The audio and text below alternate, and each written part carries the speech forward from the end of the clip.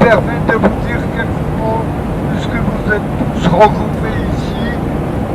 Je vous rappelle que je suis Elie Buzyn, un rescapé de cet endroit que vous allez visiter. Et j'ai accepté à titre exceptionnel de vous accompagner parce que j'ai déjà fait un voyage, le même il y a quelques mois, et généralement j'évite de faire ce voyage plus qu'une fois par an. Et je le fais par devoir, comme on le fait à la Toussaint ou à la veille du Kippour, de rendre visite à tous les gens innocents qui ont été assassinés sauvagement à Birkenau. Et je pense qu'il est très important que vous veniez rendre hommage à toutes ces victimes innocentes qui ont péri là-bas. Il est vrai que vous allez dispatcher en 4 groupes, je crois, et chacun va bénéficier d'un accompagnateur, d'un guide polonais professionnel. Et mon rôle, je vais aller d'un groupe à l'autre pour essayer de vous préciser peut-être un vécu plus personnel et plus individuel. Je salue tous les confrères et tous les médecins qui sont là. Et puis en plus, je salue très chaleureusement les membres de ma famille qui tiennent m'accompagner. Merci.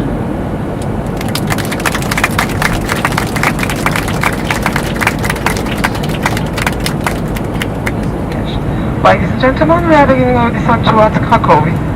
Would you please return to your seat, fasten your seatbelt? I remind you that cell phone must be switched off or in flight mode. Make sure that your luggage is stored in the other lockers under the seat in front of you. All exit and aids must remain clear for luggage. Thank you.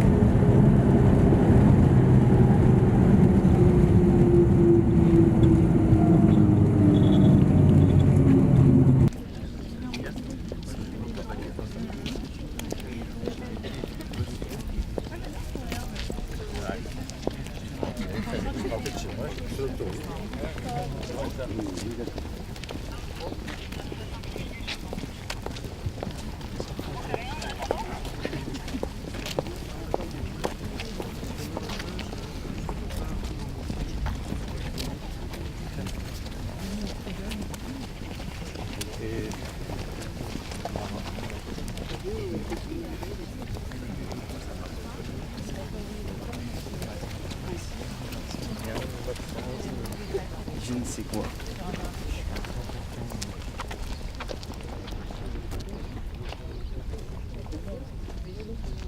Toutes ces maisons ont été construites après la guerre. Je ne sais pas toutes, bon, certaines existaient quand même. La première chambre à gaz, c'était une maison C'était de paysans, une des maisons là qui était à... Ils ne devaient pas renoncer. Oui. Ils n'ont pas renoncé, non? Non. Ils On ont dit- était là avant, il n'y a pas de raison, etc. Et je sais que quelqu'un était venu ici, il n'a pas retrouvé où était la première chambre à gaz.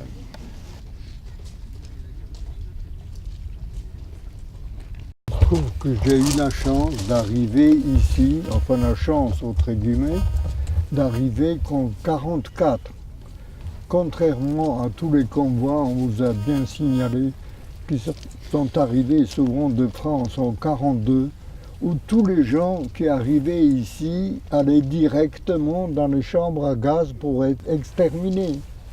Et ce sont surtout les enfants, et mes cousines, mes tantes, tous ces gens-là étaient exterminés pratiquement à 100%. Et il n'y a pratiquement survivants. Lorsque moi je suis arrivé en 1944, il semble bien que là, la sélection était moins rigoureuse qu'en 1942 ou en 1943. Et par conséquent, j'ai eu la chance, en descendant de ce wagon maudit, des wagons à bestiaux fermés où on a voyagé pendant 3 jours de nuit pour arriver ici. Et en descendant, j'ai eu la chance que des déportés qui nous recevaient pour prendre nos affaires, enfin les Canada, les gens qui travaillaient au Canada, il y a eu 2 personnes qui m'ont conseillé de dire que j'avais 17 ou 18 ans. Et je ne comprenais pas pourquoi on me conseillait cela, mais enfin je l'avais enregistré. Et je dois vous dire qu'à cause d'un conseil comme ça, d'un petit mot qui m'a été chuchoté en descendant du wagon, que j'ai pu survivre. Et la vie tenait à un mot. Parce que quand j'ai passé la sélection devant le médecin SS qui faisait la sélection avec son pouce, c'était à gauche, c'était pour la mort, et à droite, c'était pour le travail. Et quand je suis passé, alors que mes parents, mon père et ma mère, qui ont vécu très difficilement pendant ces 4 années, jusqu'à 44, on a quand même pu survivre, ont été mis à gauche. Moi, il a demandé mon âge, parce que j'étais relativement petit, et j'ai dit que j'avais 17 ans. Il ne me croyait pas, il m'a donné un coup de poing violent dans la poitrine, et il se trouve que je suis resté debout, je ne suis pas tombé, et c'était ma chance, ma survie, parce qu'il m'a fait aller à droite. Sans que je sache ce que voulait dire aller à gauche ou à droite. C'est seulement quand on nous a dirigé les gens qui sont allés à droite, on nous a dirigés vers Birkenau et on est arrivé dans ce camp, d'ailleurs qui sentait extrêmement mauvais, on sentait une odeur épouvantable. Et quand on a demandé aux gens comment se fait-il il y a cette odeur, et on nous a expliqué que dans ce camp il y avait des tziganes qui étaient là, en famille d'ailleurs. Ils étaient en famille, les enfants, les parents et tout le monde ensemble. Et les nazis ont décidé que ces tziganes étaient sales, ils étaient dangereux parce qu'ils pouvaient diffuser des maladies contagieuses ou infectieuses. Ils ont décidé d'exterminer tous les tziganes. Ils les ont emmenés dans les chambres à gaz. Mais il n'y avait pas assez de place. Et ceux qui restaient dans le camp, on les a assassinés, famille entière, en napalm. C'est-à-dire on lance-flamme, on a brûlé tous les gens sur place. Et ensuite on a éliminé les corps, on les a emmenés. Et c'est pour ça l'odeur était épouvantable. Et nous on est arrivés dans cette baraque. Mais j'ai eu la vie sauve parce que je m'étais vieilli de 2 ans. Et ensuite on m'a expliqué ce que les gens, ce qui étaient les chambres à gaz et comment on assassinait les gens là-bas. Et quand j'ai su que mes parents ont subi ce sort-là, comment ils ont été assassinés et ensuite traînés, on m'a décrit comment on traînait les corps pour les amener dans les chambres, dans les crématoires. Et on les tirait à bout de bras avec des crochets de boucher, vous savez combien dans la boucherie, on emmenait. Et quand vous apprenez, vos parents ont subi ce sort, je voulais quitter le camp et je voulais les rejoindre. Et on m'a dit que c'était pas possible de le quitter. Et ben, pour 5 ans, j'y suis resté. Et puis j'ai pensé à ma mère et donc je me suis soumis à tout ce qu'il fallait faire pour aller au travail à Auschwitz I. Voilà. Pour aller de Salonique jusqu'ici, il faut 10 jours, pratiquement 10 jours et 10 nuits. Pour aller de Lodz à ici, théoriquement, une demi-journée suffirait, 2 heures. Néanmoins, on est au milieu, pratiquement au moment de la guerre, il y a des bombardements, les trains s'arrêtent très fréquemment et très longtemps. Dans leur machiavélisme, tout était très organisé de façon à créer des conditions. C'est ce que Robert Lifton a appelé le subterfuge médical. C'est-à-dire que dès le début, tout est mis en condition. C'est-à-dire qu'on met en route des conditions de déshumanisation. Sciemment, il n'y a pas d'eau. Et sciemment, les gens sont dans une atmosphère confinée où ils n'ont qu'une seule envie, c'est sortir et boire de l'eau et que ça se termine le plus rapidement possible. Généralement, les trains arrivaient à la gare d'Auschwitz.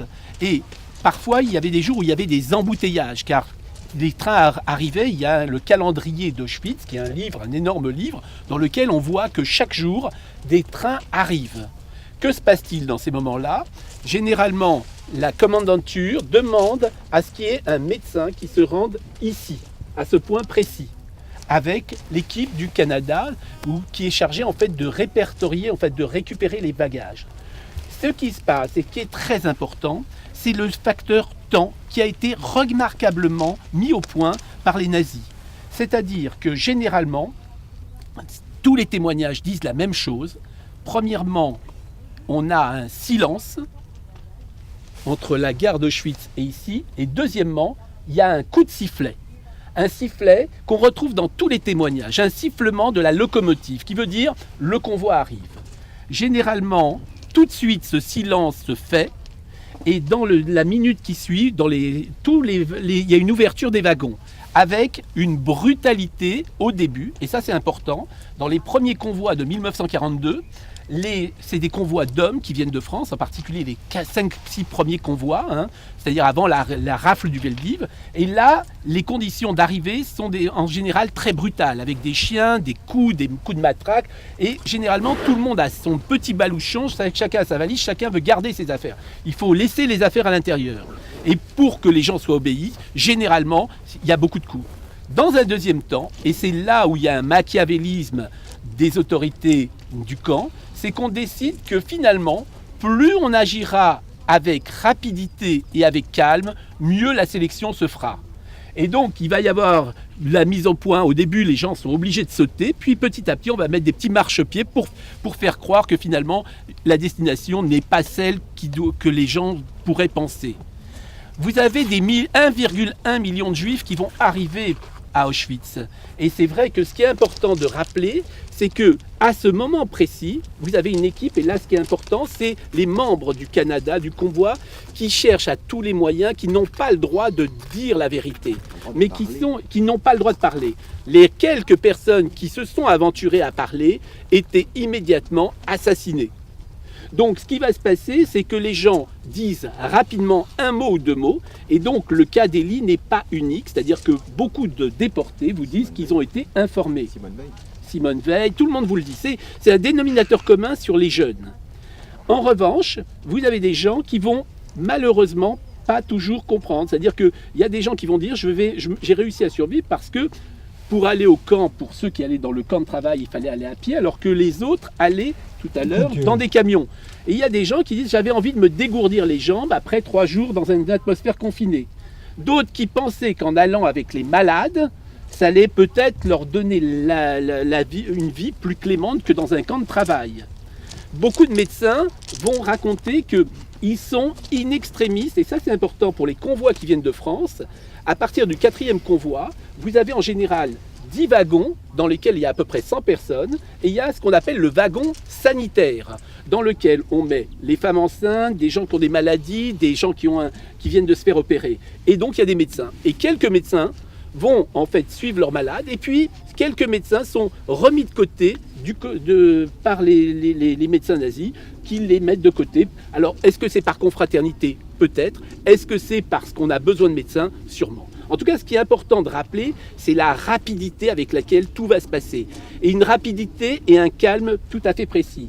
Et donc, quand tout à l'heure, et c'est très important, et c'est peut-être un des aspects les plus importants à Auschwitz, et ce qu'on en parlait tout à l'heure, c'est que sur l'ensemble du site, il y a à peu près 4 à 5 000 SS. En revanche, il y a en permanence, au total, il y aura 47 médecins qui vont être là entre 1940 et 1945, mais en permanence, il y a 7 à 8 médecins. Mais le médecin joue un rôle important puisque c'est lui et lui seul qui est chargé de faire la sélection. Et d'ailleurs, le médecin exige de faire cette sélection parce qu'ils disent qu'eux sont capables, sur un simple coup d'œil, de voir si une personne est en bonne santé ou si une personne a 16 ans ou pas. Donc en fait, les médecins, qui sont les seuls intellectuels au sein du corps de la SS, jouent un rôle pivot à Auschwitz. C'est pas pour rien que ce sont des médecins qui accueillent les déportés. Un médecin, pour nous, ça nous veut du bien, c'est celui qui nous soigne. Ici, c'est l'inversion des valeurs. Le médecin, c'est celui qui, d'un coup d'œil, nous dirige, décide de notre vie ou de notre mort. Il faut avoir une vue de 2019. Tous les gens, nous on sait ce qui s'est passé ici. tous ceux qui arrivent ici entre 42 et 44, personne ne peut s'imaginer ce qui se passe dans le camp. Donc ce que disait Bruno est important, il y a une mise en scène ici. On a souvent l'image des chiens qui crient, des hurlements, que c'est violent. En fait, pas du tout. Il y a un temps où c'est violent, et puis ensuite, tout doit très bien se passer. Et on a des témoignages, notamment des Commandos Canada, un Commando Canada en particulier, qui s'est échappé du camp, et qui raconte après, on le voit dans le film Shoah, hein, d'accord, c'est Rudolf Verba, qui est ici, qui est Commando Canada ici, et il raconte tout doit bien se passer, il était hors de question d'avoir du sang, etc. sur le site, alors qu'il y a un autre train qui arrive. Ça veut dire qu'il fallait nettoyer, etc. Pour l'instant, on avait tous les trains qui attendaient de l'autre côté. Donc il y a une mise en scène importante. Et elle n'est pas seulement ici, la mise en scène. Elle commence pour les Juifs de France à Drancy. Qu'est-ce qu'on explique aux Juifs à Drancy? Vous allez être transférés à l'Est, vous allez refaire votre vie, prenez un petit bagage avec vous. Et c'est pourquoi, on va le voir cet après-midi, dans le Commando Canada, on retrouve autant de choses. Les gens, ils arrivent ici pour refaire leur vie. Alors on retrouve quoi? Énormément de machines à couture. Les gens pensent qu'ils vont refaire leur vie. On retrouve beaucoup d'instruments de médecine. Les gens pensent qu'ils vont redevenir médecins, etc. Et quand ils rentrent dans le camp, je peux prendre, peut-être qu'on en a, je crois que je vous en ai parlé dans le cas, Ginette Kolinka pense quand elle arrive, elle voit les fumées, elle pense qu'elle arrive à l'usine. Et donc il n'y a pas d'inquiétude. Alors vous savez, on appelle ça Ashkenaz, c'est Pichipoy. On partait vers Pichipoy, on ne savait pas où on allait, c'était là-bas. Et quand il est arrivé ici, il ne se doutait pas. Ginette Kolinka, quand elle marche, elle dit « Ah, finalement, les nazis ne sont pas si inhumains que ça. » Pourquoi? Parce que quand elle est arrivée, bah, son père et son petit frère, ils étaient fatigués. Alors elle les a fait monter dans un camion où il y avait écrit c'était un camion marqué de la Croix-Rouge. Elle leur a dit, les malades, on va vous emmener en camion, on va vous emmener à la désinfection.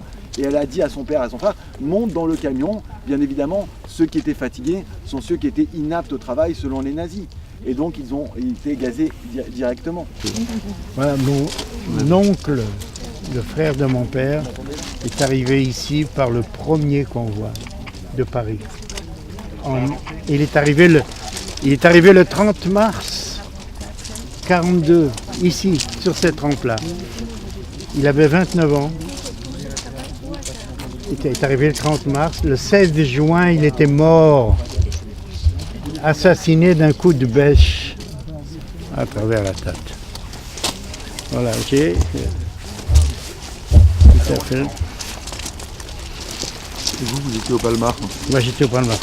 Oui, j'ai ça la liste de mon oncle. Il s'appelle Schwartz, Judas. Il est né le 30 août 14. Date du décès 18 juin. 42. Vous voulez m'emmener? Merci. Qui vient? Non mais ça va avec nous. Parce que chez lui, c'est comme chez lui, vous n'êtes pas tout seul. Mais si, Viens. va avec nous. Vas-y, il n'y a pas deux places, Samuel fait comme je te dis, tiens-lui compagnie. Viens, viens. C'est le Allez. grand, c'est le... Voilà, le plus jeune et le plus vieux ensemble, ça c'est bien. D'accord. C'est bon, mais c'est un peu étonnant d'entendre ce qui s'est passé, quoi. Oui, c'est étonnant, bien sûr. Faut que tu écoutes, tu es jeune, tu verras plus tard aussi. Enfin, ton grand-père, il était là. On va les mêmes. On va les mêmes. Pas chez les médecins, j'espère. Et les scouts aussi. Oui, vous ne savez pas. Pour lui, on peut plus dire ça. Ici.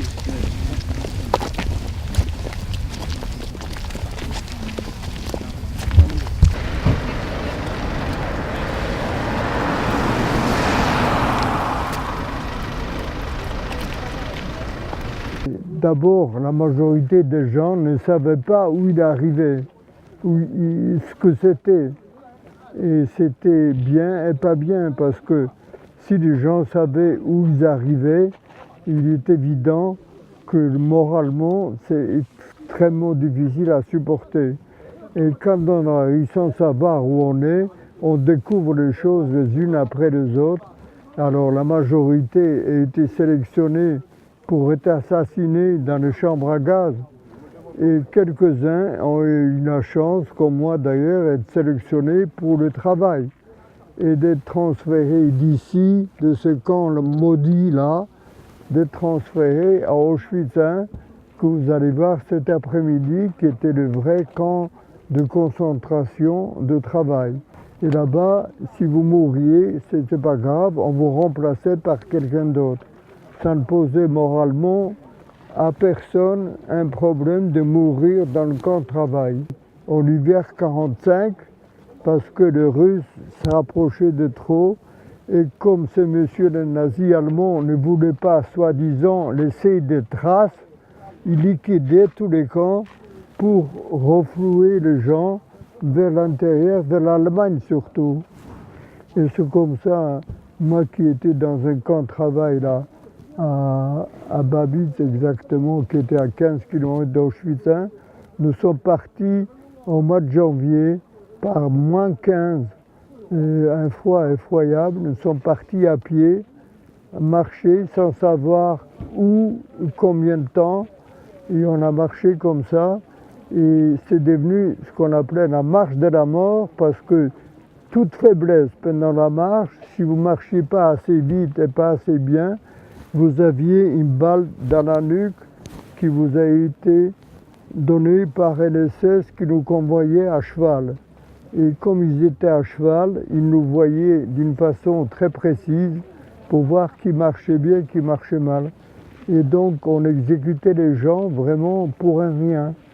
Et puis il fallait surtout après prendre leurs dépouilles, leurs cadavres de nos camarades qui ont été tués comme ça, à bout de fusil, de les jeter sur le bas-côté de la route, parce que s'ils étaient par terre, les gens qui venaient derrière, il y avait des colonnes, des milliers de gens qui marchaient comme ça, des gens trébuchaient sur les cadavres, et ils tombaient, ils étaient exécutés à leur tour. Et donc notre obsession était d'abord de marcher le plus vite, le mieux possible, et deuxièmement d'éliminer les corps sur le bas-côté de la route. Et sur les deux côtés, vous aviez sur des kilomètres des cadavres qui se détachaient dans la neige blanche, des cadavres sombres, et vous saviez que le moindre faiblesse, vous vous trouviez parmi eux. Et je peux vous dire, de cette marche de la mort vous faisait marcher pour arriver dans des wagons découverts à marchandises, pour y voyager encore 3 jours pour arriver en pleine Allemagne, à Buchenwald, à 7 km de Weimar. Voilà.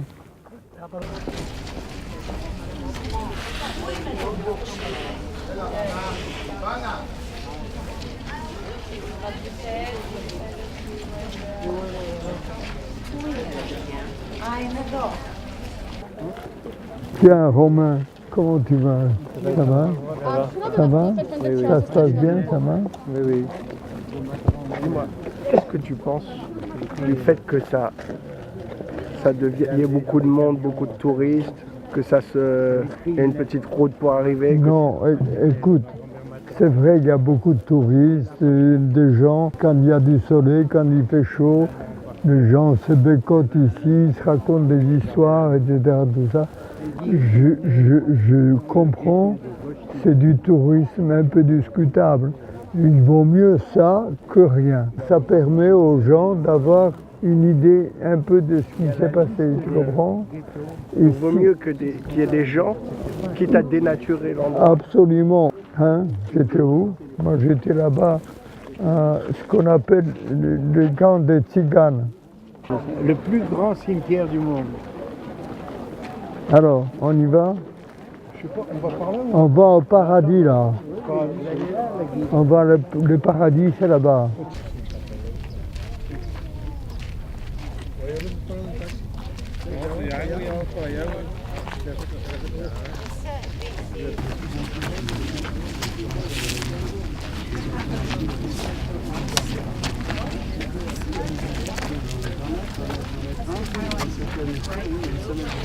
Ça, c'était le camp des femmes. Ah, d'accord. De Birkenau. Alors que le camp des hommes était en face là-bas. Alors les femmes avaient quand même des bâtiments en dur, vous voyez, Oui. avec des petites fenêtres, comme ça. où les conditions de vie étaient un peu meilleures que dans les baraques au bois là-bas. Ouais. Là-bas, c'était effroyable.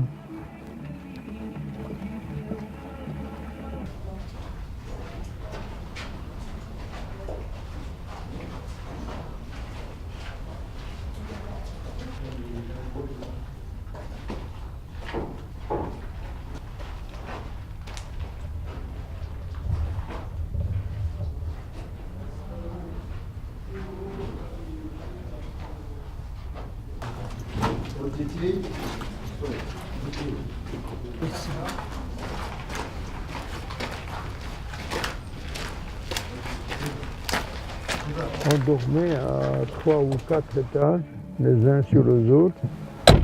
Et le problème était comment faire pour dormir en haut. Pourquoi? Quand vous dormiez en bas, comme les gens n'avaient pas le temps de sortir ou de faire pour leurs besoins au bout de la baraque, eh bien les gens faisaient carrément là où ils dormaient. Comme ce n'était pas étanche entre les étages, les gens qui étaient en dessous recevaient tout en pleine figure. Les selles, les pipis et tout ça, les liquides, comme ça, ils traversaient. Il y avait quelques planches qui n'étaient même pas jointes. Et donc le problème était comment dormir en haut et pas en bas. Voilà. On faisait comme on pouvait.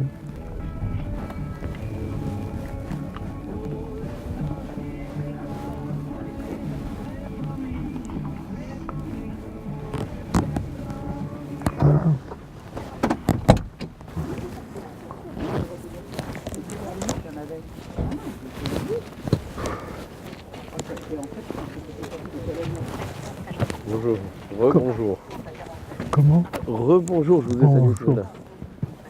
C'est très émouvant de vous entendre. C'est très émouvant de vous entendre et ça nous donne une force. Aussitôt, très rapidement, il faut créer de ces gens, il faut faire en sorte que ce soit des automates, que ce soit des gens qui soient capables que de travailler et qui oublient complètement tout geste de civilisation, c'est-à-dire aider. Et donc, on frappera. Alors, un des exemples parfaits, c'est que quand on parle de la quarantaine, on leur apprend bien sûr à marcher au pas, mais surtout, la première chose, c'est dépister sur un lot de 1000 personnes, les rebelles, c'est-à-dire celui qui est capable d'être rebelle. Et donc, on raconte par exemple que vous avez des convois qui viennent, par exemple, un convoi qui vient de Marseille, c'est des juifs, bien souvent turcs ou d'Afrique du Nord, qui sont assez combatifs. Très, très simplement, on dit qu'il y en a un ou deux qui décident de pas, ils se disent j'en ai marre moi de faire cet exercice, aussitôt ils sont massacrés devant leurs copains. Et on les massacre pas à distance, on les massacre devant, c'est-à-dire on les fait passer à tabac pour que ça donne l'exemple et pour que personne n'ose bouger une oreille. Les travaux qui étaient situés à 5-6 km du camp, on sortait à pied le matin et on rentrait le soir à pied aussi.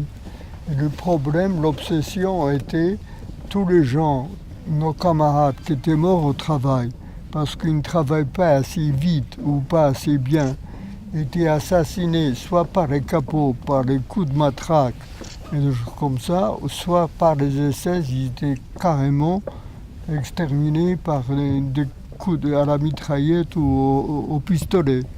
Et il fallait à tout prix ramener les cadavres avec nous, parce que si on n'amenait pas nos cadavres, ils manquaient à l'appel.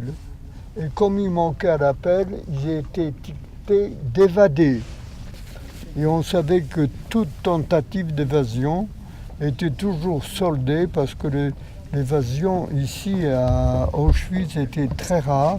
Il y a des évadés d'Auschwitz qui assassinaient des civils dans la forêt ou dans les champs pour s'emparer simplement de leurs habits civils. Malgré cela, on les retrouvait et on les ramenait au camp. Ils étaient pendus d'une façon systématique devant tous les gens du bloc auquel ils appartenaient.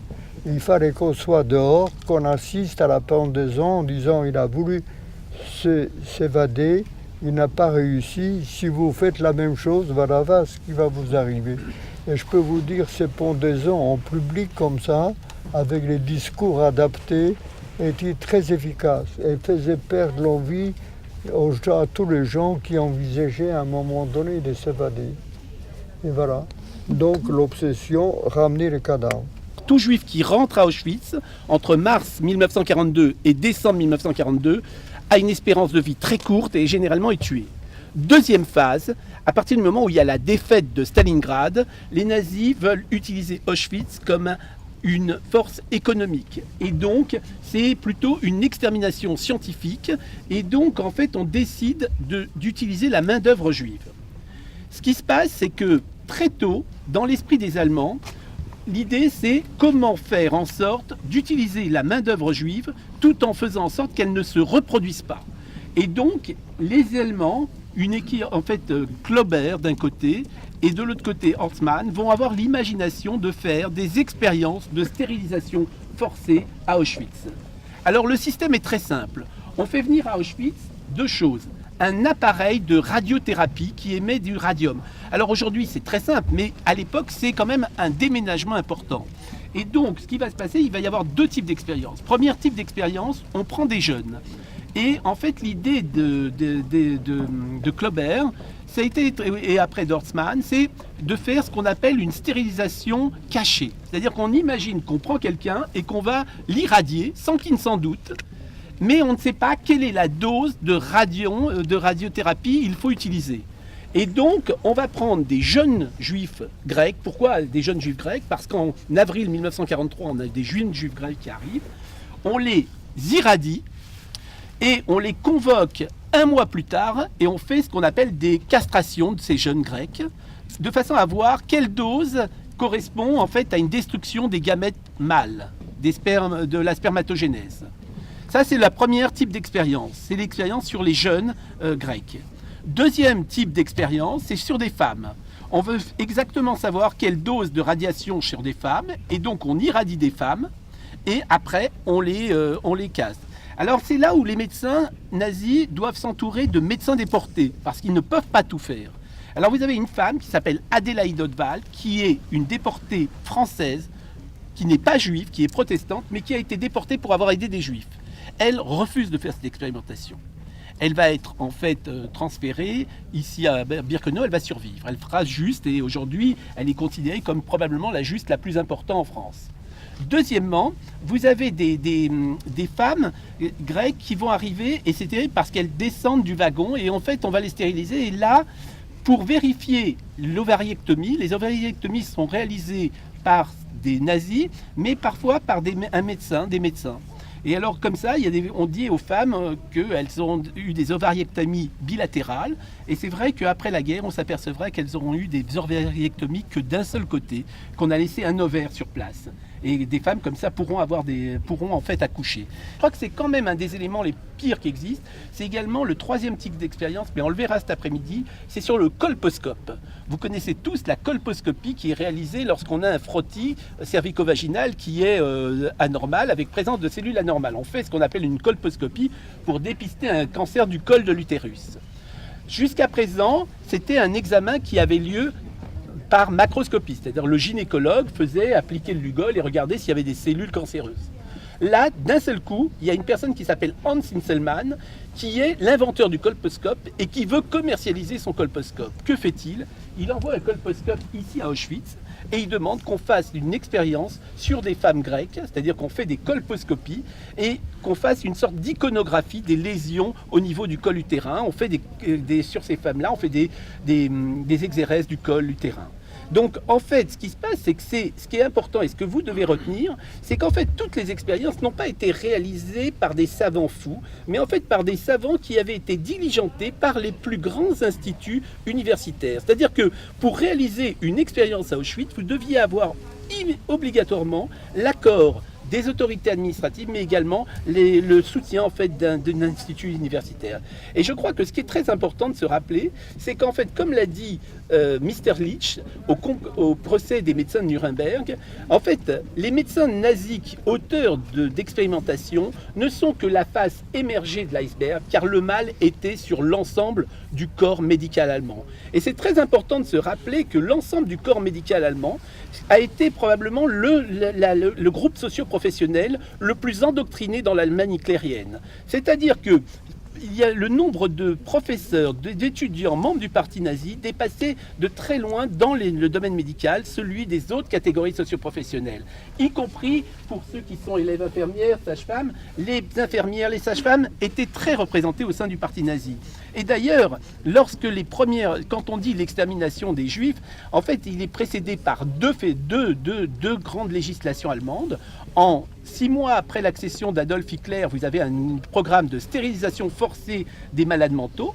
300 000 Allemands vont faire l'objet d'une stérilisation, c'est-à-dire les hommes vont être castrés, les femmes vont subir des ovariectomies ou des ligatures des trompes. Et en fait, c'est des femmes qui présentent des affections chroniques non guérissables ou des affections psychiatriques. Lorsque ces castrations n'ont pas été réalisées par des médecins nazis, mais par tous les médecins, et là je me pèse mes mots, par tous les chirurgiens allemands, ont été réalisées ce type de castration. Lorsque, en 1939-40, on a le programme d'euthanasie des malades mentaux, c'est quelques nazis qui sont impliqués dans l'extermination des malades mentaux. Néanmoins, c'est l'ensemble des psychiatres allemands qui participent à ce programme. Donc en fait, on a voulu bien souvent dédouaner l'ensemble du corps médical, mais en fait, en pointant en fait quelques personnages emblématiques de médecins nazis qui ont sévi à Auschwitz, mais rappelez-vous, c'est l'ensemble du corps médical allemand. Et force est de constater, j'ai été plusieurs fois en Allemagne, de voir que finalement, les médecins allemands reconnaissent cette responsabilité de ces médecins. Et je crois que c'est peut-être la force de l'Allemagne, c'est d'avoir reconnu, et surtout le corps médical, de reconnaître que les plus grands instituts ont participé à ces expérimentations. Et je crois que ça, c'est quand même ce qu'il faut retenir. Et c'est probablement ce que vous devez retenir, c'est-à-dire de se dire que, imaginez-vous des gens qui arrivent dans ce lieu-là, qui rentrent, qui ne savent pas ce qui va leur arriver et qui apprennent ce qu'ils écriront en 1945. J'ai fait l'objet d'une expérience de vivisection. C'est le terme vivisection, c'est terrible parce que en fait, ils prennent conscience à ce moment précis où ils rentrent là, où on leur fait ces expériences, que en fait, ils ne sont plus des hommes, mais ils sont des animaux. Le premier gazage était effectué sur les malades mentaux allemands. Et moi, j'ai accepté ce poste parce que je voulais savoir, parce qu'ils prétendaient qu'on ne pouvait pas les soigner d'abord, qu'il n'y avait pas de médicaments pour eux, et que deuxièmement, ils étaient un danger pour la race allemande. Et je voulais savoir si vraiment des malades mentaux, on ne pouvait pas les soigner. Et donc, j'ai assuré mon poste pendant pratiquement tout mon parcours chirurgical pour me démontrer qu'on pouvait soigner ces gens comme on soignait tout le monde. Et on pouvait les opérer, ils avaient des suites opératoires comme les autres, etc. Et j'avais besoin de montrer cette chose, qu'on pouvait soigner ces gens comme les autres. Je vois parce que c'est un médecin témoin de Jéhovah qui a sauvé ma vie ici, pas à Birkenau, mais à Auschwitz, où j'étais hospitalisé dans l'hôpital, dans le bloc 22 ou 21, je ne me souviens plus, qui était destiné que pour les malades infectieux et contagieux, et dans lequel les médecins nazis en question, dont vous a parlé Bruno largement, n'osaient pas rentrer parce qu'ils avaient peur de la contagion. Ils n'exerçaient pas dans ces blocs. Dans ces blocs, n'exerçaient que des médecins déportés. Et c'est là, comme ça, il y avait un médecin témoin de Jéhovah qui s'est occupé de moi et il m'a sauvé la vie. Et d'ailleurs, ensuite, je suis devenu le chirurgien des témoins de Jéhovah pour les opérer sans transfusion avant le sida encore. Donc, j'ai fait ce qu'il fallait pour les témoins de Jéhovah. Voilà, terminé. De toute façon, je vais dire, il n'y a que les imbéciles qui ne changent pas d'avis. J'avais dit que je ne viendrais jamais ici pendant 50 ans. Au bout de 50 ans, grâce à notre fils, j'ai changé d'avis et je suis revenu avec lui ici 50 ans après et je suis resté ici dans ce pays 6 jours. Croyez-moi, rester ici 6 jours et dormir ici pendant 6 jours, ce n'est pas évident et c'est pas facile. On a été très mal reçus. C'était juste à l'époque où les soviétiques sont partis et les Polonais étaient dans un état de délabrement après les nazis allemands Et ensuite, les bons copains Staline et compagnie, c'était pas beaucoup mieux. Et donc, nous, on est arrivés après. Qu'est-ce que vous venez faire ici? Nous, on n'était pas là. Tous les Polonais sont arrivés dans ce pays en 1945. Avant 1945, il n'y avait personne. Voilà. Alors, il fallait discuter, c'est pas facile. Comme j'ai vu ma maison où j'ai habité à Lodz n'existait plus, alors j'ai demandé, il y avait une voisine dans une maison à côté qui ne regardait pas la fenêtre, ce qui se passe, en nous demandant qu'est-ce que vous venez faire ici. Alors je demande, écoutez, j'ai habité ici au numéro 60, où la maison au numéro 60, il y avait 58 là, 62 ici, 60 n'existait pas. Alors, elle a fait un effort, nous a expliqué qu'il fallait faire un passage pour aller de la rue principale dans une autre rue. Ils ont démoli notre maison pour faire le passage. C'est devenu un passage, d'accord. Mais tout était comme ça, on ne pouvait pas avoir le moindre renseignement. Il y avait un gars qui avait été déporté de France. Oui. Il était à Auschwitz. Oui. Et il raconte qu'après le travail et tout, il a voulu se suicider. Ah bon? Il a couru vers les barbelés ou je ne sais pas. Il a été arrêté. Oui. Et il y avait un SS allemand qui lui a parlé. Il dit, pourquoi tu veux partir? D'où tu viens? Il dit, je viens de Paris. Ah, Paris, c'est formidable. Il venait de revenir de permission de Paris. Ah bon? L'Allemand. Il a pris le gars, mon copain, il a dit viens. Il l'a amené à la cuisine, il l'a bouffé, il a donné à manger. Oui, oui. Il l'a choyé pendant au moins une semaine.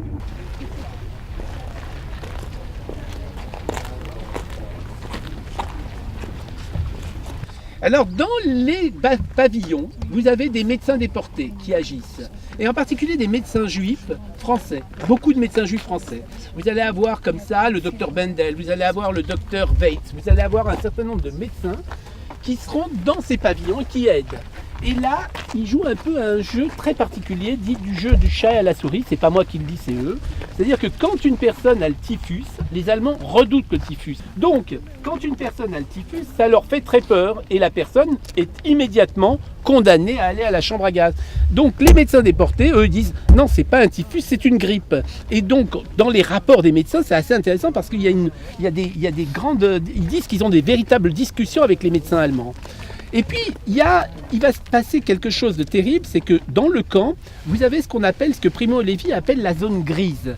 En fait, ce sont des déportés qui ont un rapport particulier avec l'autorité, c'est-à-dire qui collaborent avec l'autorité, mais qui, en même temps, aident leurs compatriotes, à la différence des capots qui, eux, n'aident jamais ou pratiquement jamais. Et donc, ces médecins vont tout faire pour aider. Alors, si vous lisez, par exemple, le livre de Elie Wiesel, il est blessé au pied, il va subir une sélection, et pendant la sélection, le médecin ne lui fait pas un gros pansement sur le pied, mais lui fait un tout petit pansement pour que ça passe tout à fait inaperçu. C'est-à-dire que certains médecins vont agir. Par exemple, vous avez une personne qui s'appelle Weinstein, qui, lui, va être sauvé parce qu'il est jeune et il est complètement amaigri. Et il y a un médecin juif français qui lui dit « Est-ce que tu as déjà eu la diphtérie ?» Il lui dit « Oui, j'ai eu la diphtérie quand j'étais petit. » Et il le met dans un pavillon où il n'y a que des gens qui ont la diphtérie. Comme ça, il peut manger leur soupe, parce que les types ont mal à la gorge. En fait, ce que je veux vous dire dans tout ça, c'est que ces médecins vont jouer un rôle important. Et puis, en même temps, ces médecins, ce qui est assez intéressant, c'est que, à la différence des médecins allemands qui ne se posent aucun problème éthique, eux vont se poser des problèmes éthiques. Par exemple, vous avez tous les jours, donc ici, à partir de mai 1944, tous les jours, je dis, arrive le 6 juin 1944, je l'ai dit tout à l'heure et je le répète, il y a eu plus de juifs qui ont été tués ce jour-là que sur l'ensemble du front de Normandie, toutes les pertes confondues, c'est-à-dire il y a eu à peu près 10 000 personnes, c'est énorme. Et donc ce qui va se passer, c'est que ces juifs arrivent dans leur bagage avec des médicaments. Et donc, vous voyez, il y a des gens qui ramassent les bagages et qui font passer aux médecins des médicaments. Et là, les médecins juifs se posent la question, quand j'ai des sulfamides, parce que c'est le seul, il n'y a pas encore les antibiotiques, hein, la pénicilline a été découverte en 40, mais elle n'est pas encore disponible en Europe occupée. La question c'est, à qui je donne ces médicaments? Et donc ils vont créer, par exemple dans le camp de Monowitz, une sorte de code de conduite. Qui aider? Alors qui aider? Est-ce qu'il faut donner ce médicament à quelqu'un qui est gravement malade ou à quelqu'un qui est capable de s'en sortir? Alors ça c'est important donc point de vue hôpital. Deuxième chose importante, c'est le camp des tziganes. Tout à l'heure, je vous ai parlé de la notion de vie indigne de l'être. Alors tout à l'heure, ce qui est important de rappeler, c'est que dans l'idéologie allemande, qui découle en fait où il y a l'hygiène raciale, qui est alors l'idéologie en vue, l'idée est la suivante, c'est selon laquelle, au sein de la population, vous avez des gens qui méritent de vivre et d'autres qui ne méritent pas de vivre. En fait, ça découle de l'eugénisme, c'est-à-dire que de la même façon qu'on se dit pourquoi en fait dépenser de l'énergie pour des gens malades ou des gens handicapés ou des gens qui ont des problèmes, et pourquoi ne pas en fait s'occuper et que tout cet argent qui est dépensé soit distillé pour des gens qui méritent d'avoir une meilleure vie. C'est l'eugénisme. Et donc en fait dans cette théorie de l'eugénisme, on va décider d'éliminer en fait ceux qui ne sont pas dits indignes de l'être, et en particulier les juifs. Alors les tziganes, la question est très intéressante parce que en fait Adolf Hitler ne parle jamais des tziganes dans Mein Kampf. Et en fait les tziganes vivent un peu partout en Europe. Certains sont intégrés, certains sont sédentarisés, d'autres vivent dans des roulottes. Et en Allemagne, vous avez beaucoup de tziganes qui sont sédentarisés. Et là, ce qui se passe, c'est qu'en 1943, vous avez les tziganes qui vont être déportés de l'Europe entière et qui arrivent à Birkenau. Mais à la différence des convois de juifs, les convois de juifs font l'objet systématiquement d'une sélection. Là, les tziganes sont amenés tous ensemble, hommes, femmes, enfants, familles, dans le camp des tziganes. Et là, il y aura 21 000 tziganes qui ont été en fait déportés à Auschwitz. Et ces tziganes vont rester plusieurs mois. C'est-à-dire qu'en fait, ils vont commencer en mai 1943 à arriver ici et ils vont rester jusqu'au 2 août 1944. Et les tziganes vivent dans des conditions très dures. Et là, c'est là où il y a une expérimentation, et c'est un sujet sur lequel j'ai beaucoup travaillé, qui est la noma. C'est-à-dire que certains enfants de tziganes vont présenter en fait une affection qui est une sorte de gangrène du visage. Et là, vous avez une personne qui s'appelle Joseph Mengele, qui est responsable de ce camp, qui est un médecin SS. Et Joseph Mengele, il faut comprendre qu'il est né à Günzburg, il est né en 1913, donc c'est quelqu'un qui a 20 ans quand Hitler prend le pouvoir. C'est un docteur en anthropologie et en même temps il est docteur en médecine, c'est-à-dire qu'il a double casquette. C'est un chercheur en anthropologie et en particulier en génétique. Et il devient assistant d'Ottmar von Verschuer, qui est considéré comme le pape de la génétique. Et on pense que Mengele donc, est son assistant le plus prometteur. Il fait une thèse sur les fentes labiopalatines. C'est-à-dire vraiment, on a affaire à un chercheur en génétique. En 1940-39, Mengele est envoyé sur le front français. Il participe à la campagne de France, il participe à la campagne de Russie, et en fait, il va être blessé.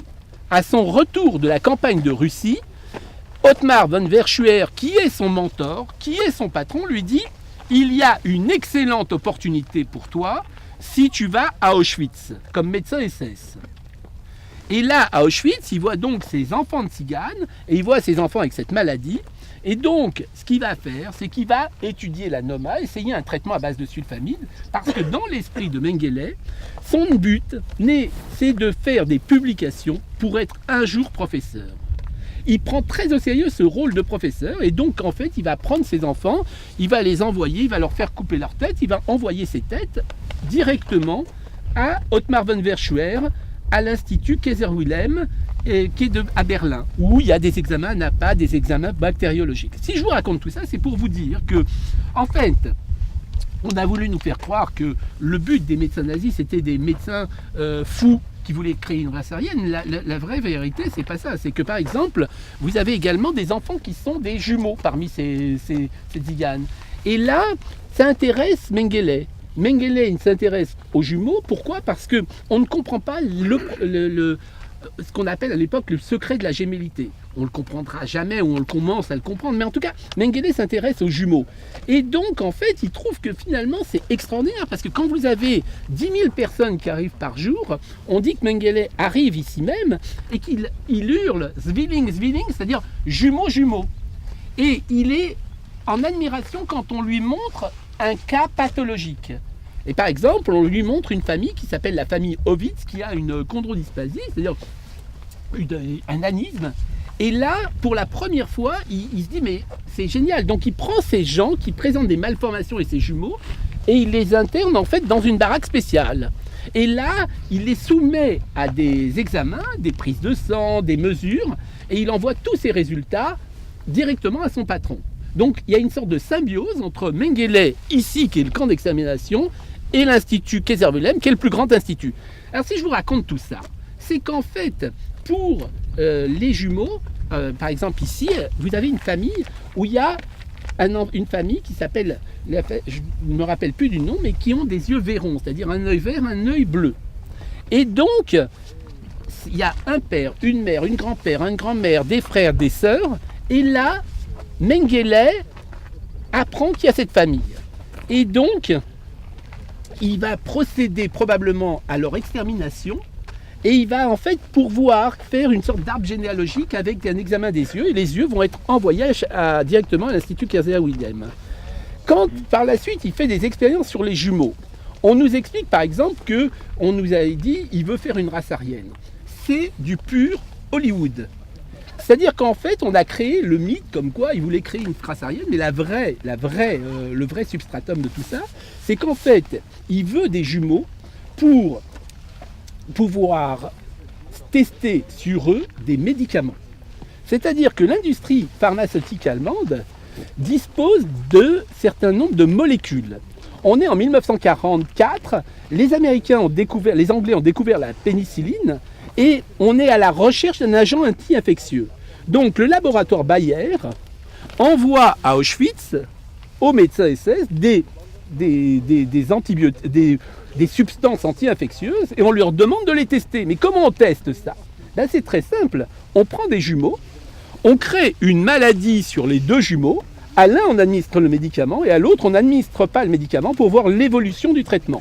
Alors si je vous dis ça, c'est que après la guerre, bien entendu, l'industrie pharmaceutique allemande va se garder de raconter qu'elle a participé à des expérimentations, qu'elle a fourni des médicaments. Bien entendu, les universitaires allemandes vont se taire. Donc on va créer ce mythe des savants fous. Donc vraiment, je crois que c'est quand même important. De la même façon que quand on parle de les yeux avec Mengele, on vous parle de Mengele qui veut changer la couleur des yeux pour créer une race aryenne. C'est du pur fantasme.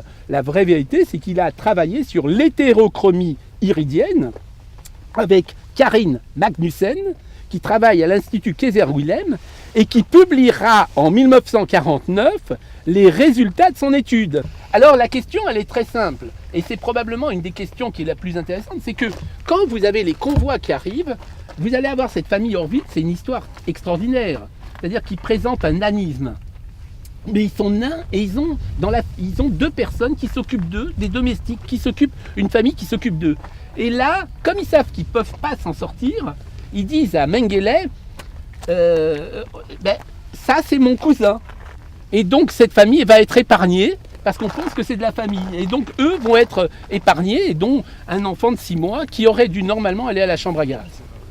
Donc je crois que ce qui est important de retenir dans tout ça, c'est de rappeler que quand on parle de mai 1944 et quand on parle d'août 1944, il y a le soulèvement de Varsovie. Les troupes russes sont à Praga. À 50 km, il y a les troupes russes. C'est-à-dire que je crois qu'on entend d'ici les canons. C'est-à-dire que, et malgré tout, on continue à faire marcher les chambres à gaz à plein régime. Et je crois que ça, c'est un des éléments qu'il faut retenir. Je voudrais juste ajouter un petit mot concernant Mengele. Il faut dire que c'était le personnage le plus puissant ici et qui influençait tout. D'ailleurs, c'est lui qui a déterminé combien de personnes on doit mettre dans la chambre à gaz à la fois pour les exterminer. Et un jour, il est venu pour un contrôle devant le crématoire qui est là-bas au bout. Et il a demandé combien de personnes il y a dedans. Et on lui a cité un chiffre qui était supérieur du 9 personnes de ce qu'il avait ordonné. Eh bien, il a fait ouvrir les portes de la chambre à gaz avant que l'action soit enclenchée. Il a fait ouvrir, il a fait sortir les 9 personnes qui étaient en trop. Et entre eux, il y avait un ami à moi, Joe Weissblatt, que j'ai bien connu. D'ailleurs, je suis venu à Auschwitz ici avec lui une fois, on a fait un voyage ensemble. Et Joe Weissblatt était dans la chambre à gaz et il a fait partie des 9 personnes qu'on a sauvées, que Mengele a sauvées en ouvrant la chambre à gaz. D'ailleurs, il avait écrit un livre là-dessus. Malheureusement, il n'est plus là, il est mort il y a quelques années déjà. Il est mort d'une maladie Alzheimer. En tout cas, il a bénéficié de la gentillesse du Mengele. Voilà.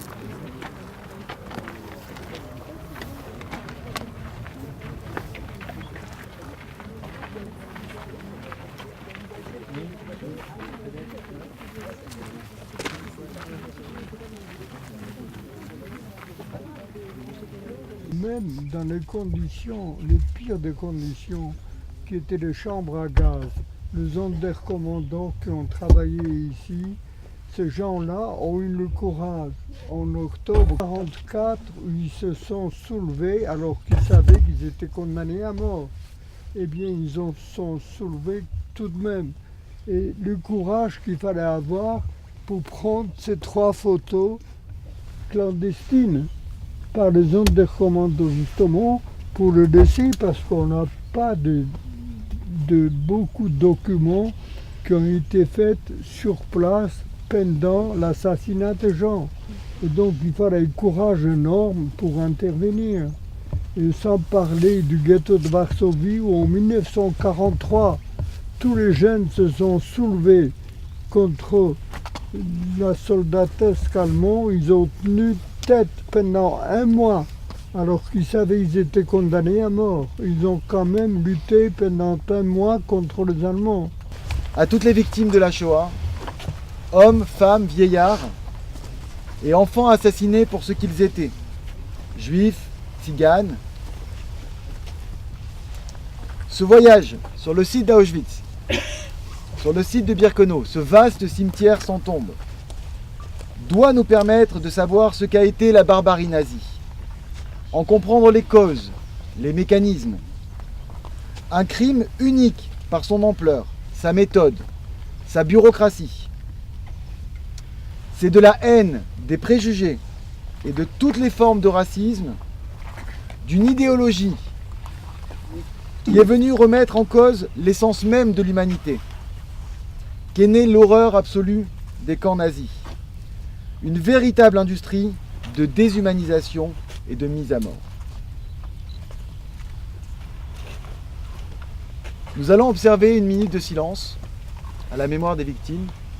Ensuite, pour ceux qui le souhaitent, une cérémonie religieuse, un kaddish à la mémoire des morts sera observé.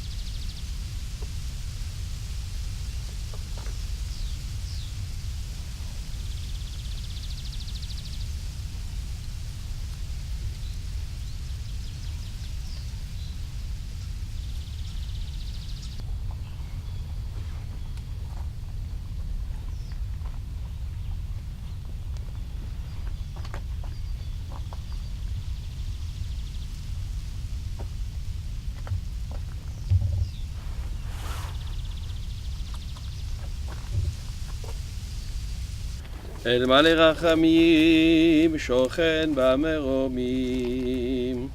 אמצא מנוחה נכונה תחת כתפי השכינה, במעלות קדושים וטהורים כזוהר הרקיע מזהירים את נשמות אחינו ואחיותינו, אנשים, נשים, ילדים ויונקים שנהרגו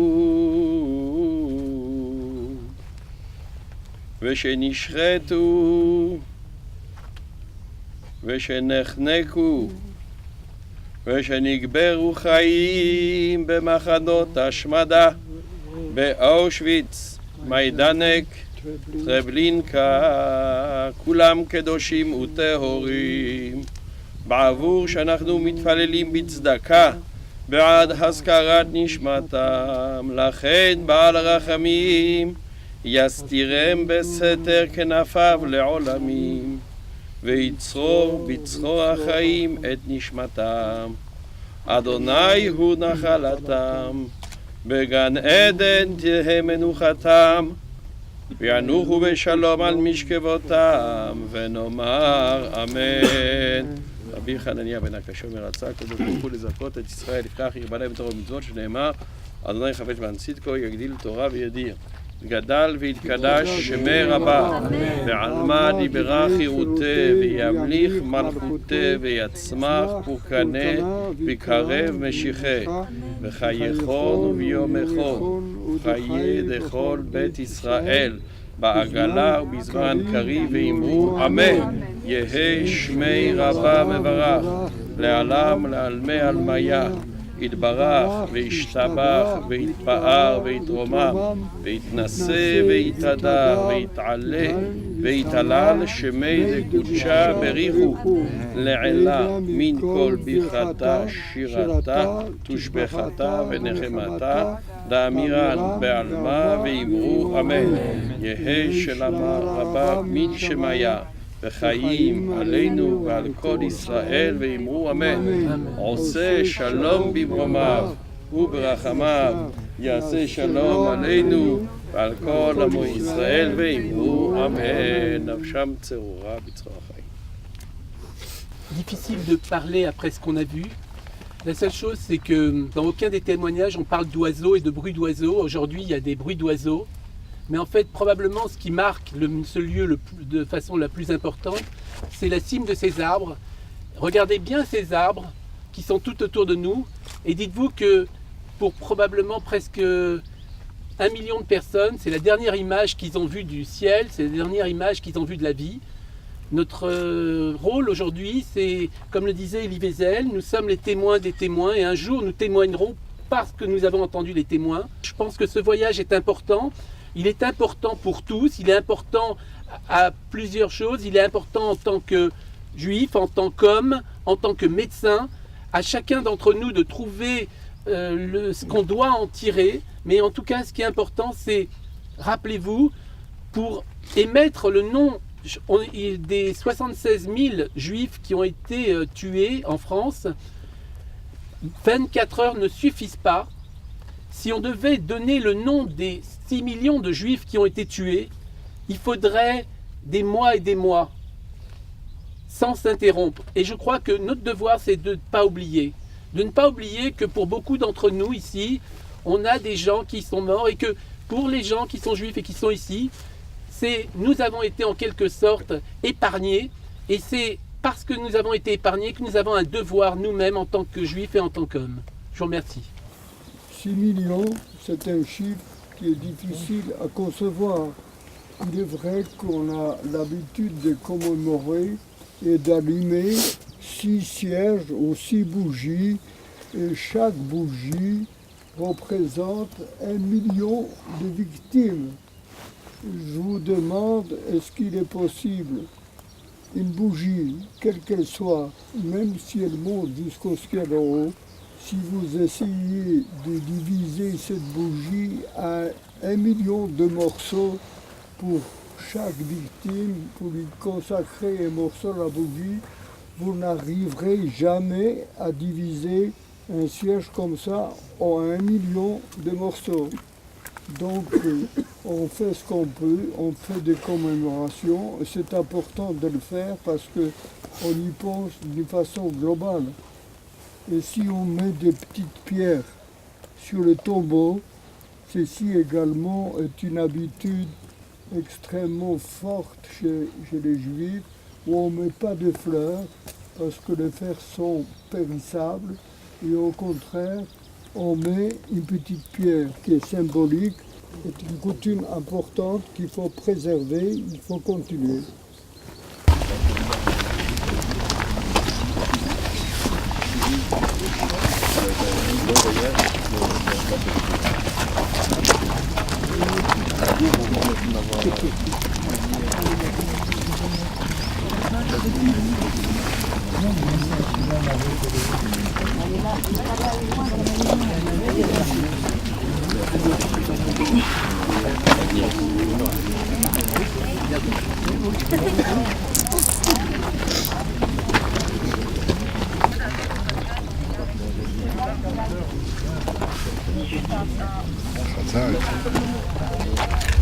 Bravo, c'est ça commence. Merci.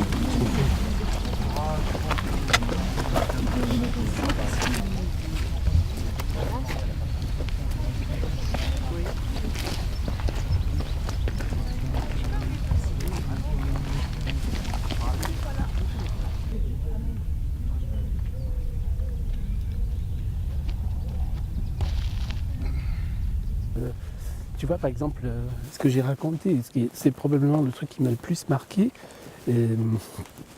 Après la rafle du Veldiv, les enfants ont été envoyés 1 mois après les mères.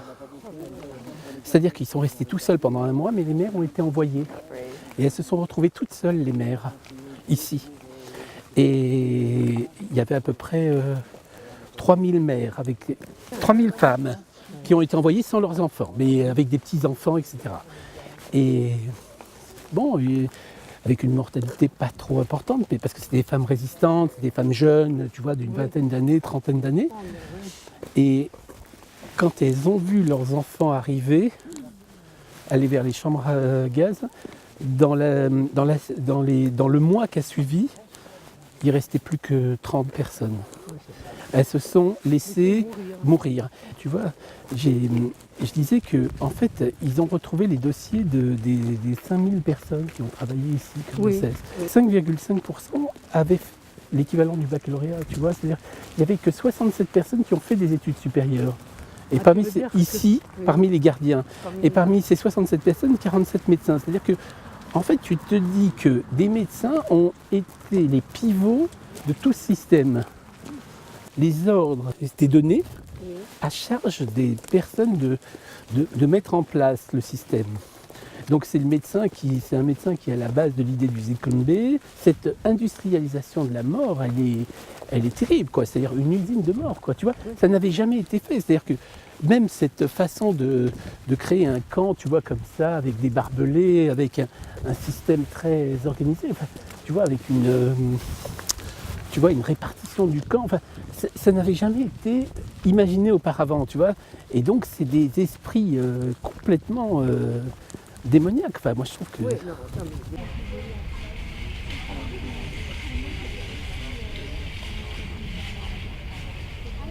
promouvoir ce voyage, de faire en sorte qu'on le visite. Et c'est vrai qu'il y a plusieurs types de visites. Il y a une visite institutionnelle, il y a la visite telle qu'elle est faite, mais la spécificité du voyage de la MIF, c'est que c'est un voyage dans lequel il y a une part éthique, c'est-à-dire qu'en fait on raconte chacun des lieux avec l'aspect médical. Se retrouver sur ce lieu avec Élie Buzyn qui est médecin, c'est une valeur ajoutée à ce voyage. Et je crois qu'en fait, imaginez-vous, ce monsieur, l'âge de 15 ans, il a arrêté l'école à l'âge de 11 ans, il part en Israël, il revient en France à l'âge de 25 ans, il commence ses études à 25 ans, il fait ses études médicales, il passe l'internat, il devient chirurgien. Un type qui a vécu ça, comme disait Elie Wiesel, quand les Juifs sont sortis d'Auschwitz, ils pouvaient mettre le monde à feu et à sang. Et au lieu de ça, ils ont décidé en fait d'œuvrer pour le bien. Ces juifs qui sont sortis des camps, qui avaient été dénoncés par leurs voisins, vous n'avez pas eu de règlement de compte, personne n'a incendié les Champs-Élysées, personne n'a fait quoi que ce soit. Et en fait, les gens, ils sont remis à travailler, ils ont fait des études, ils ont travaillé. Et ils ont voulu en fait faire en sorte que le futur soit un futur extraordinaire. Et vous verrez toutes ces figures importantes qui sont sorties de ce camp d'Auschwitz, qui est un camp de l'horreur, dans lequel l'horreur était quotidienne. En fait, on ne peut être qu'admiratif. C'est-à-dire des Elie Wiesel, des Samuel Pisard, des Primo Levi. Vous voyez, Simone Veil, c'est l'exemple le plus emblématique. C'est-à-dire elle sort, elle aurait pu être... qu'est-ce qui fait qu'on s'en sort? Qu'est-ce qui fait qu'on s'en sort pas? Qu'est-ce qui fait que, tout en se rappelant de ça, quelles leçons ils en ont tiré? Vous prenez toutes ces personnes qui ont perdu Émile Papernik, le père de la PMA, son père est déporté. Jean Ferrat, son père est déporté, meurt ici. Marcel Gottlieb, son père est déporté, meurt ici.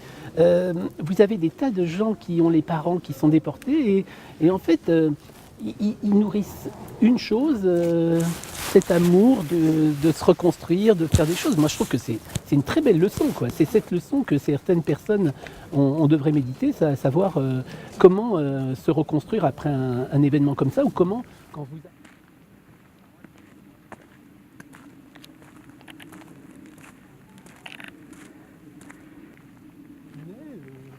Et, tu vois, dans le village de ma grand-mère, avant la guerre, il y avait peut-être 10 000 juifs. Après la guerre, il reste 30 personnes.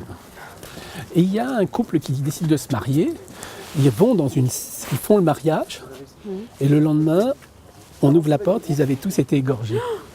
Je vais préciser tout de même concernant justement le nom. Vous savez, malheureusement, pour nous, pour la communauté juive mondiale, le nom a une importance primordiale. Compte tenu qu'il n'y a pas de tombe, qu'il n'y a pas de cimetière, qu'il n'y a aucun endroit où on puisse commémorer nos disparus, nos gens qui ont été assassinés, et donc d'avoir au moins leur nom était très important.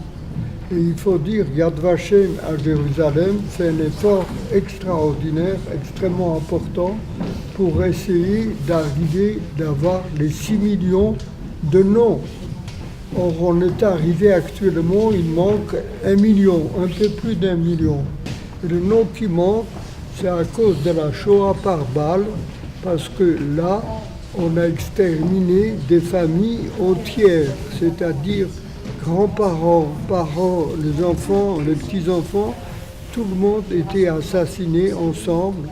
Et s'ils n'avaient pas un membre de leur famille qui avait émigré avant la guerre, dans les différents pays extra-européens surtout, il n'y a personne pour rappeler leur nom.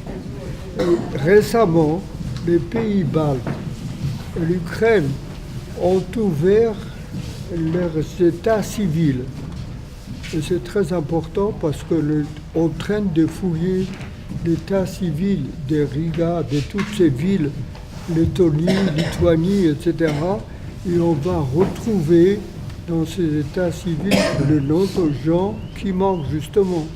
Et donc Yad Vashem espère d'arriver à comptabiliser les 6 millions d'ici 5 ans ou 6 ans ou 7 ans. Mais il faut beaucoup de temps et beaucoup de patience et on y travaille beaucoup.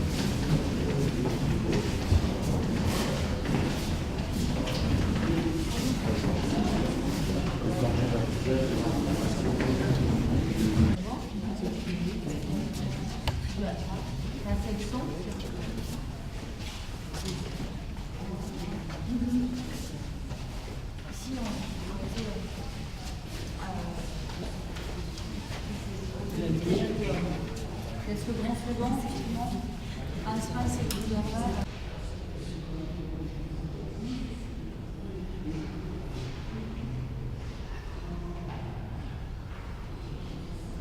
Je voulais absolument être fidèle à un ordre que ma mère m'avait donné en 1942. Donc, je vous ai parlé de cette année où j'ai eu ma bar mitzvah, j'ai eu mes 13 ans. Et c'est à l'occasion de cette bar mitzvah que ma mère m'avait conjuré de faire tout ce que je pouvais pour survivre à cette guerre, parce qu'elle était sûre qu'elle ne pourra pas survivre, ni mon père, ni ma soeur qui était malade, ni mon frère qui a été assassiné en 1940. Eh bien, elle m'a dit, tu es le seul à pouvoir survivre à cette guerre et essayer de retrouver notre famille en France pour raconter ce qui est arrivé. Parce que nous pensions que l'Europe de l'Ouest était préservée du virus nazi-allemand, sans quoi on s'était trompé grossièrement, parce que toute l'Europe de l'Ouest a trompé dans le crime aussi. Et c'est ce que j'ai appris seulement après en arrivant en France en 1945. Et par conséquent, c'est ordre de ma mère qui m'a aidé à survivre jusqu'à la libération. Voilà.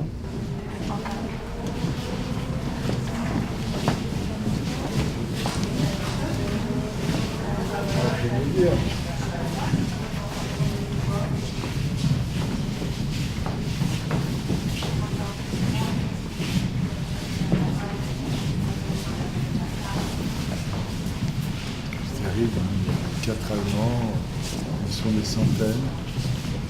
Je ne veux pas sauter sur les Allemands.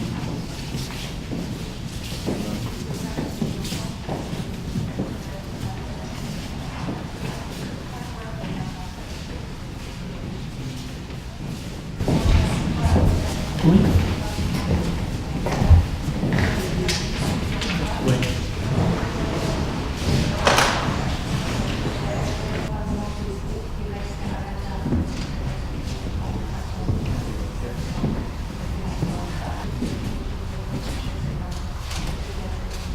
Avec cette photo, on comprend exactement le fonctionnement du camp en 1944.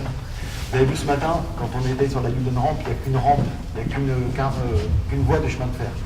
Ici, on est en 1944, au moment où les nazis savent qu'ils ont perdu la guerre. Sauf qu'ils ont perdu la guerre contre les nations. Mais ils ont une guerre à mener qui est beaucoup plus importante, c'est la guerre contre les Juifs. Et comme disait Yann Viga, on a ici exactement le fonctionnement du camp de 1944, c'est-à-dire un convoi qui est traité selon le vocabulaire nazi. Les bagages sont là, on distingue les camions, les SS qui ont fait leur travail, vous voyez qu'ils ne sont pas nombreux, hein, d'accord? Ils sont quelques-uns à avoir fait leur travail. Et mes élèves, quand je leur montre cette photo, je ne leur dis pas ce qu'il y a en face. Et je leur dis de travailler la photo. Et généralement, ils comprennent ce qu'ils voient au moment où ils étudient ce wagon. C'est-à-dire qu'on voit devant chaque wagon, regardez bien, il y a un SS devant chaque wagon. Et donc les élèves prennent conscience à ce moment-là qu'en fait, le wagon est plein. Et donc ils assistent tout simplement aux dernières minutes des Juifs de Hongrie. Et on voit le rythme, un train traité, l'autre est déjà prêt à être traité, etc. C'est le rythme de 1944. Et comme disait ce matin, je crois que c'était Bruno qui disait ça, au même moment, les nazis reculent à Moscou, le débarquement a déjà eu lieu en France, etc. Donc on voit bien qu'il y a un objectif précis. C'est vraiment qu'il y a une guerre contre les Juifs à mener. Et je vais rebondir avec ça. Le dernier convoi parti de France, il part après la libération de Paris. C'est-à-dire que je crois que c'est le 18 août. Le 18 août 1944, il y a un convoi qui part de Lyon, alors que la moitié de la France est déjà libérée.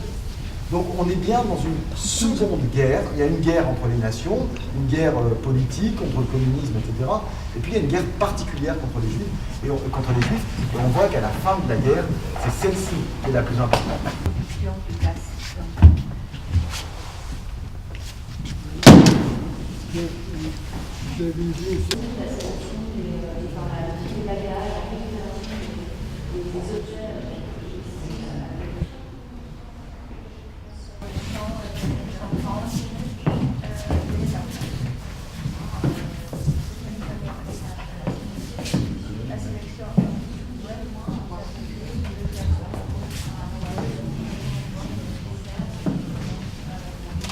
à l'heure on a parlé des évasions. Il faut savoir que cette partie-là, il était décidé par la suite de faire un camp futur. Et donc, le long de la voie ferrée, il y avait emmagasiné du bois, des piles de bois, des planches de bois. Et vous avez deux personnes, dont une personne qui s'appelle Rudolf Vra, qui est un juif tchèque, qui, en avril 1944, est au courant qu'il va y avoir la déportation des juifs de Hongrie. Et donc, la personne décide de s'évader, non pas pour lui, mais pour informer de ce qui va se passer. Et donc, en fait, vous voyez, les planches, ça fait plusieurs mètres de haut. Il va ménager à l'intérieur de la planche une cache, et à deux, ils vont rester entre les planches. Mais ils ne vont pas rester ils vont rester à l'intérieur du camp. Pourquoi ? Parce que quand il y avait une évasion, aussitôt, il y avait des sonneries un peu partout.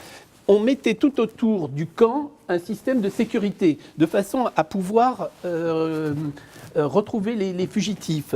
Et donc, ils vont rester pendant 8 jours cachés entre les planches, à l'intérieur du camp. Et au bout de 8 jours, ce qui va se passer, c'est qu'on considère que leur évasion a réussi, mais en fait, ils sont encore dans le camp. Et là, dans la nuit, ils vont partir et ils vont rejoindre la frontière tchécoslovaque. Ils vont passer les Carpates, ils vont rentrer en Hongrie, ils vont aller voir les dirigeants communautaires juifs en leur disant il va y avoir une déportation des juifs. Et là, en fait, ils font un plan d'Auschwitz, ils font un plan des fours crématoires, ils font un plan des chambres à gaz. Nous sommes en avril 1944. Un mois plus tard, c'est le début des déportations. Et ce qui va être un des éléments importants, c'est comment les gouvernements ne sont pas intervenus pour bombarder. Et donc, aussi, d'un point de vue médical, ce qui se passe, c'est que lorsque vous avez à Monowitz quelqu'un qui est malade, tous les 15 jours, le convoi arrive à Birkenau, à l'hôpital, où là, ils sont l'objet d'une sélection. C'est-à-dire qu'en fait, les exterminations n'ont pas lieu dans les petits camps, mais restent toujours dans le côté à Auschwitz-Birkenau.